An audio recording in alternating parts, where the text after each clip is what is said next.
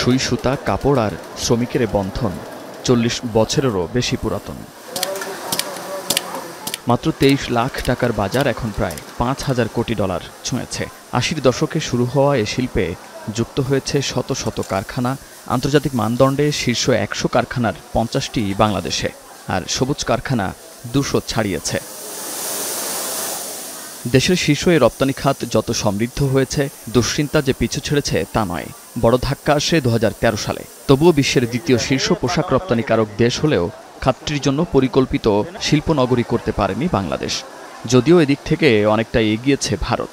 বস্ত্র ও পোশাক খাতকে এগিয়ে নিতে বস্ত্রপল্লী তৈরিসহ গুজরাট, বিহার, তামিলনাড়ু ও অন্ধ্রপ্রদেশে নানা প্রণোদনার ঘোষণা দিয়েছে সরকার।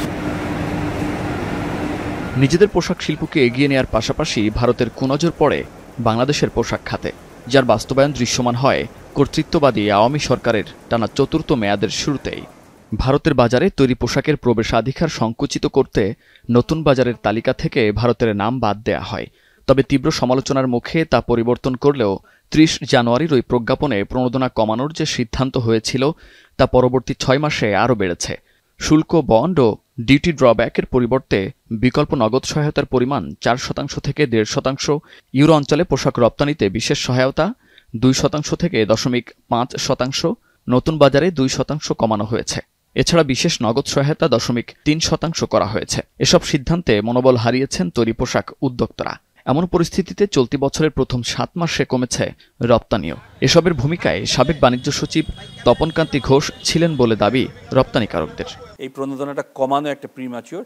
এর পিছনে কি উদ্দেশ্য আছে, আই এম এ বিজনেসম্যান, আমি তো আপনাকে সব এটা বলতে পারবো না, বাট ডেফিনেটলি আমাদের মনে হয়েছে কোনো একটি মহল থেকে এটা গাইডেডলি আমাদের গার্মেন্টস সেক্টরকে তাকে একটু দমিয়ে দেওয়ার, কিংবা গার্মেন্টস সেক্টর যেভাবে আমরা এগিয়ে যাচ্ছিলাম 10% গ্রোথ কোভিডের পর থেকে প্রতি বছর, সেটিকে দমিয়ে দেওয়ার একটা চেষ্টা কিন্তু আমাদের এখানে দেখতে পেয়েছি বলে আমার মনে হয়েছে। এলডিসি গ্রাজুয়েশন তো ২০২৬ সালে, তাহলে ২০২৪ সালে কেন এটাকে বন্ধ করে দেওয়া হচ্ছে?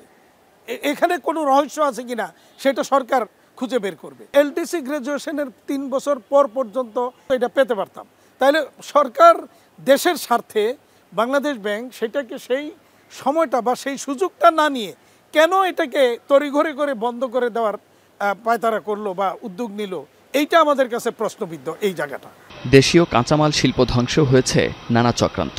দেশে প্রায় ৫১০টি স্পিনিং মিলের বাৎসরিক সুতা উৎপাদনের সক্ষমতা রয়েছে প্রায় ১.৫ কোটি বেল, যা পোশাক শিল্পের প্রায় ৭৫% সুতার চাহিদা পূরণে সক্ষম। তবুও এ খাতের অনেক উদ্যোক্তা সুতা আমদানি করেন। দেশে আমদানিকৃত সুতার প্রায় ৭৫% আসে ভারত থেকে। কিন্তু কেন? মূলত দেশীয় কাঁচামাল কিংবা দেশি সুতা ব্যবহারে উৎপাদিত পোশাক রপ্তানিতে যে ৫% নগদ সহায়তা দেয়া হতো তা কমিয়ে আনা হয়েছে ৩% ঘরে। এতে তৈরি পোশাকের কাঁচামাল আমদানিতে ভারতমুখী হচ্ছেন ব্যবসায়ীরা, আর ধ্বংসের মুখে পড়ছে ব্যাকওয়ার্ড লিঙ্কেজ শিল্প। ভারত থেকে সুতা আমদানির একটা পথ দিয়ে দেওয়া হয়েছে, যেটার থেকে সুতা আনলে আমাদের ভালো হবে। আমাদের যে একটা অ্যাডভান্টেজ ছিল, আমরা কিন্তু কম্পিটিশনে ইন্ডিয়ার থেকে অলওয়েজ বেটার করছিলাম। আমাদের রপ্তানি অলমোস্ট 4 times দেন ইন্ডিয়ার এক্সপোর্ট। আমরা যখনই আমাদের প্রতিবেশী দেশের সঙ্গে বিভিন্ন ব্যাপারে কোঅপারেশনের জন্য আলোচনা করেছি, তাদের টেক্সটাইল মিনিস্ট্রির সাথে আলোচনা করেছি, আমরা দেখেছি তারা এই খাতটা নিয়ে সবসময় একটু ঈর্ষান্বিত, এবং এটিরই একটা প্রতিফলন আমরা লাস্ট ১ বছর, স্পেশালি লাস্ট ইলেকশনের পর থেকে আমরা দেখতে পেয়েছি। আমার একটা $৩৬,২০,০০০ একটা অর্ডার, তাতে বর্তমানে যে ইনসেন্টিভের হার আছে তাতে আমি $৫৪,৩০০ আমি ইনসেন্টিভ পাবো। রপ্তানি করার পরে প্রসিডিউরালাইজের পরে আবেদন করব, এর ১-১.৫ বছর পরে গিয়ে আমি ইনসেন্টিভটা পাবো। যদি ইন্ডিয়া থেকে সুতাটা আনি ৫৯০ টন সুতায় ২৮ সেন্ট করে কম দামে আমি পাচ্ছি, তাহলে আমার আসে $১,৬৪,০০০। এখনই আমি এটাকে সাশ্রয় করতে পারছি। তো আমি কি তাহলে $৫৪,০০০ ১.৫ বছর পরে ওইটা পাওয়ার জন্য বসে থাকবো? আলটিমেটলি আমার যে ব্যাকওয়ার্ড লিঙ্কেজ ইন্ডাস্ট্রি, স্পিনিং মিলগুলি ক্ষতিগ্রস্ত হচ্ছে।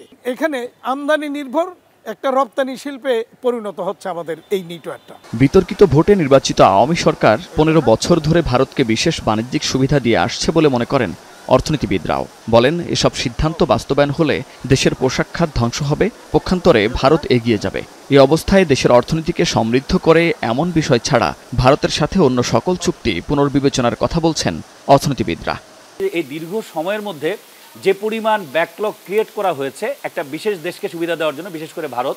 আপনি শুধুমাত্র পোশাক খাত বলছেন, আমি বলবো যে বিদ্যুৎ খাত, ঠিক তেমনি আমাদের যে ইন্টারনাল আরও বায়োলেটারাল যে ইস্যুগুলো আছে, যেখানে আমাদের বাংলাদেশ হিসেবে বাংলাদেশের স্বার্থটা দেখার কথা ছিল, বাট যে কোনো কারণে হোক, যেহেতু প্রিভিয়াস সরকারের কোনো জনগণের সাপোর্ট ছিল না, ইন্ডিয়া থেকে সাপোর্টের কারণে ওনাকে ক্ষমতায় থাকতে হয়েছিল, তখন উনি কিন্তু ইন্ডিয়ার স্বার্থটাই দেখেছে এবং ব্যবসা হিসাবে ইন্ডিয়ার সেটা তার বিজনেস এক্সপান্ড করেছে। তো আমাদের এই শিল্পগুলো যাতে দেশে বসে যায়, পার্শ্ববর্তী দেশের যেহেতু ওই ক্ষেত্রে কন্ট্রিবিউশন কম, এটাতে বেড়ে যায়, তাহলে এটা একটু হচ্ছে সরকারের পলিসির পার্ট। ইন্ডিয়া নির্ভরতা না কমালে আমাদের দেশেও যে শিল্প ইন্ডাস্ট্রিগুলো আছে সেগুলো মুক্ত পড়বে।